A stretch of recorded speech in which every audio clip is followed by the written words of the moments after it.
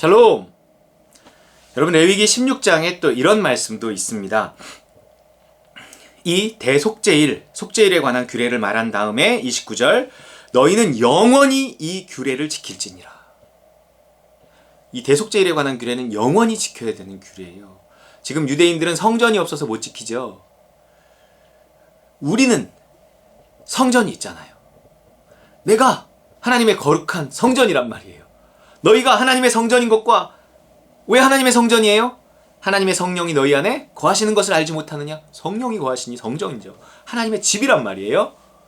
우리가 하나님의 집이에요. 이 하나님의 집에서 이 대속죄일에 관한 규례는 지켜줘야 된다는 거예요. 내 안에서 날마다 제사가 지내줘야 돼요.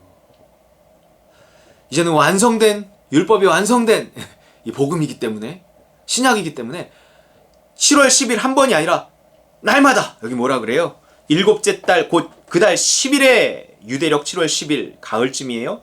너희는 스스로 괴롭게 하고 아무 일도 하지 말되 본토인이든지 너희 중에 거류하는 거류민이든지 그리하라.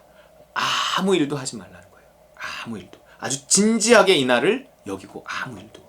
그럼 스스로 괴롭게 하며, 괴롭게 함이 먼저죠. 맞아요. 스스로 괴롭게 해야 돼요. 정말 날마다 아침마다 하루를 시작하며 정말 하나님 나는 죄인입니다.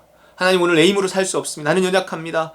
하나님 도와주세요. 하나님 도와주세요. 나를 그리스도와 함께 십자가에 못 박습니다. 내가 그리스도와 함께 십자가에 이미 못 박혔습니다. 하나님 도와주세요. 하나님 도와주세요. 이렇게 십자가와 성령을 구하며 하나님 나라에 속해야 돼. 나를 괴롭게 하며 아침에 일어나는 기도하는 게 쉬워요? 괴로워요. 괴로움으로 시작했다가도 기쁨으로 끝나요. 억지로 시작했다가도 행복으로 끝나요. 그럼 그렇게 해야 됩니다. 기도의 자리 아침에 일어나서 나오는 거 쉽지 않아요. 조금이라도 일찍 일어나야 되잖아요. 30분, 1시간을 일찍 일어난다고, 새벽 예배를 한다고 생각해요. 얼마나 힘들어요. 하지만 괴롭게 하며 그 괴롭게 함 다음엔 뭐예요? 스스로 괴롭게 하고 아무 일도 하지만 안 돼. 여러분, 그렇게 나를 괴롭게 해서라도 어떻게든 나를 기도의 자리로 데리고 가고, 그리고 지성소에 있는 하나님을 만나면 그날 하루는 쉬는 날이에요. 쉽니다. 아침에 30분 1시간만 힘들면 그 하루는 쉬는 날이에요. 안식한다니까요. 아무 일도 하지 말되 그 안식에 들어간 자는 하나님이 자기 일을 쉬신 것 같이 자기 일을 쉰다 그러잖아요. 오늘도 안식일, 내일도 안식일, 오늘도 휴가, 내일도 휴가. 우리 백수가 아니라 휴가예요.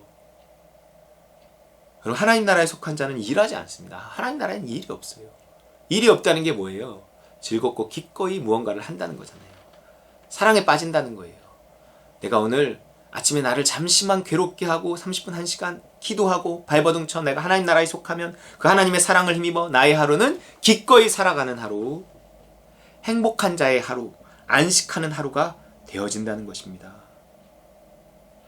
30절, 이날에 너희를 위하여 속죄하여 너희를 정결하게 하리니 너희의 모든 죄에서 너희가 여호와 앞에서 정결하리라. 죄책감 없이 살아가요. 31절, 이는 너희에게 안식일 중에 안식일인즉 너희는 스스로 괴롭게 할지니 영원히 지킬 규례라. 영원히 지킬 규례예요. 안식일 중에 안식일, 왕 중에 왕, 뭐 이런 거죠. 안식일 중에서도 안식일, 이 대속죄일 날이에요. 물론 저 마지막 심판 때 그 대속죄일에 안식일 중에 안식일인 저 천국이 이제 시작되겠죠. 그러나 우리가 이 땅에서 누리는 그 하나님의 나라도 매일매일 안식일 중에 안식일을 경험하며 누리며 살아가야 한다는 것입니다. 아사셀의 염소가 점점 멀어지는 것을 보고 아예 그 아사셀의 염소가 죽어버리는 거예요. 사단이 나에게서 점점 멀어져 죽어버리는 거예요. 예수가 그리스도인 삶을 점점 그렇게 넓혀가면서 살아가니까 음부의 권세가 점점 멀어지는 거예요.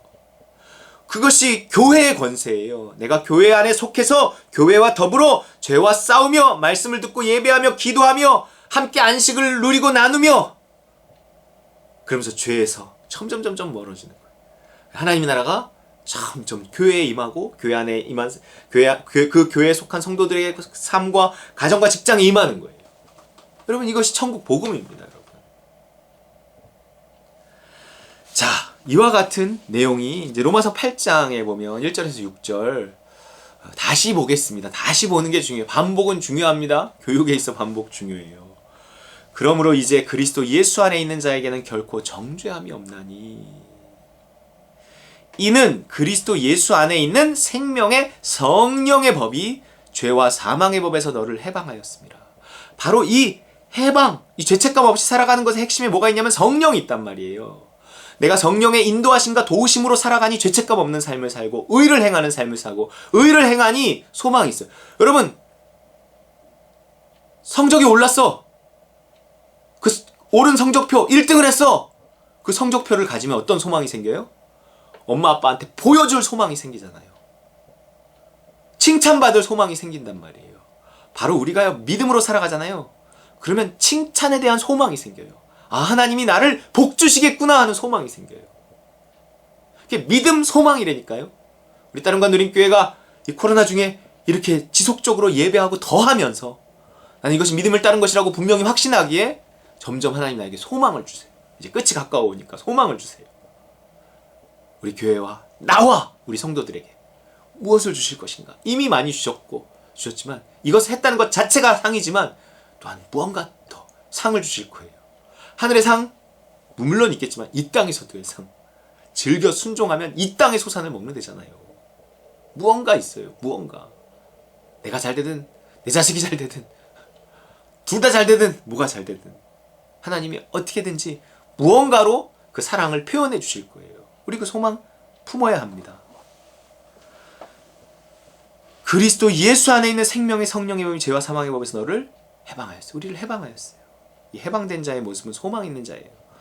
율법이 육신으로 말미암아 연약하여 할 수 없는 그것을 율법은요 우리를 구원할 수 없었어요. 다 지켜야지 우리가 구원받는 건데 순종해야지 우리가 복을 받는 건데 율법은 죄인된 상태인 나에게 하나님의 뜻이 무엇인지 야 너 이 기준에 충족해봐 그럼 복 받을 거야.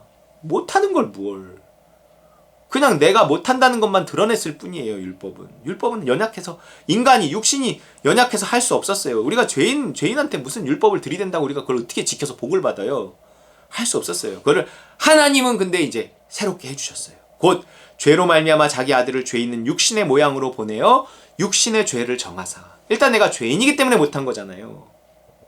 하나님의 뜻대로 순종하지 못한 거잖아요. 율법을 따르지 못한 거잖아요. 그러니까 이제 그렇게 하지 못하게 하는 죄인된 나를 십자가에 못 박고 그렇게 할 수 있는 새로운 나를 살리신 거예요. 나의 신분을 바꿔주신 거예요.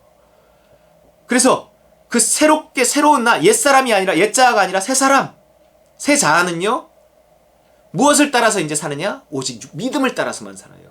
옛날에 그 율법을 따르려고 애쓰지도 않아요. 믿음을 따르면 자연스럽게 율법의 요구는 성취되기 때문에. 그래서 이제 육신을 따르지 않고 그 영을 따라 행하는, 성령을 따라 행하는, 믿음을 따라 행하는 우리에게 율법의 요구가 이루어지게 하려 하심이라. 율법의 완성이 사랑이잖아요. 성령께서 내 안에서 인도하시는 모든 것이 그분이 사랑이기 때문에 믿음을 따라 행한 모든 것은 다 사랑인 거예요. 이 영을 따라 행하는 게 그리스도 예수 안에 있는 자예요. 5절 육신을 따르는 자는 육신의 일을, 영을 따르는 자는 영의 일을 생각하나니 육신의 생각은 사망이요 영의 생각은 생명과 평안이니라. 이렇게 영을 따라 살아가면요, 그리스도 예수 안에 있으면요 정죄함이 없어요. 죄를 이긴단 말이에요. 그리고 뭔가 믿음을 따라 행하면 소망이 생기고요, 그 소망에 합당한 하나님이 기쁨을 주세요. 어떤 성취감을 주시고요, 행복감을 주시고요, 그것이 생명과 평안이에요. 영의 생각을 따라서 산 결과가 생명과 평안, 진정한 행복과 평안이 있다는 거예요. 이것이 영을 따르는 자에게, 그리스도 예수 안에 있는 자에게 주시는 생명과 평안. 왜냐하면 생명의 성령의 법이거든요. 성령은 우리에게 생명을 주세요. 우리에게서 생명이 떠났다, 성령이 떠났다는 거예요.